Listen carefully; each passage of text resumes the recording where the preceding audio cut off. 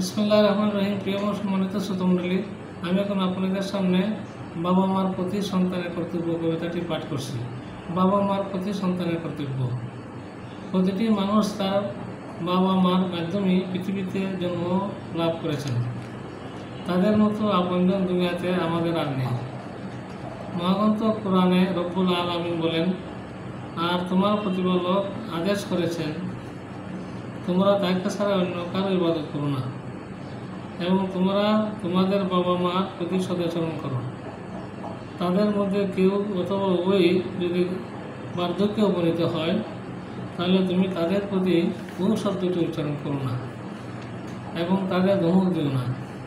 তুমি তাদের সঙ্গে নম্রভাবে কথা বলো, তাদের সাথে ভালোবাসার সঙ্গে নম্রভাবে মাথা নত করে দাও এবং বলো, হে রব, তাদের উভয়ের প্রতি রহম করো, যেমন তারা আমাকে শৈশবকালে লালন পালন করেছে। সূরা লুকমানের 14 নম্বর আয়াতে মহান আল্লাহ বলেন, আর আমরা মানুষকে তার বাবা মার প্রতি সদাচরণের আদেশ দিয়েছি। তার মা তাকে কষ্ট করে গর্ভধারণ করেছে এবং তার দুধ ছাড়ানো হয় 2 বছরে। অতএব তুমি আমার প্রতি ও তোমার বাবা মায়ের প্রতি কৃতজ্ঞ হও। স্মরণ করো তোমার প্রত্যাবর্তনস্থল আমার কাছেই। সূরা লুকমানের 15 নম্বর আয়াতে সর্বশেষ আল্লাহ আরও বলেন, আর যদি বাবা মা তোমাকে চাপ দেয় আমার সঙ্গে কাউকে শরীক করার জন্য, যে বিষয়ে তোমার কোনো জ্ঞান নেই, তাহলে তুমি তাদের কথা মানবে না, তবে পার্থিব জীবনে তাদের সঙ্গে সদ্ভাব রেখে চলবে। সূরা আনকাবুতের 8 নম্বর আয়াতে মহান আল্লাহ বলেন, আর আমরা মানুষকে আদেশ দিয়েছি যেন তারা বাবা মায়ের সঙ্গে কথায় ও কাজে উত্তম ব্যবহার করে।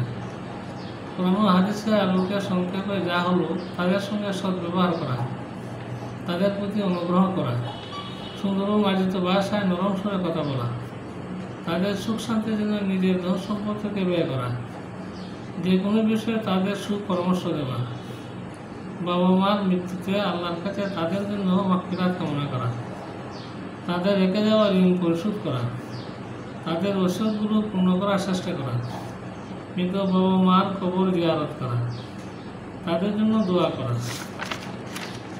সর্বশক্তিমান মহান আল্লাহ আমাদের সকলকে বাবা মায়ের প্রতি কর্তব্য সঠিকভাবে পালনের তৌফিক দান করুন।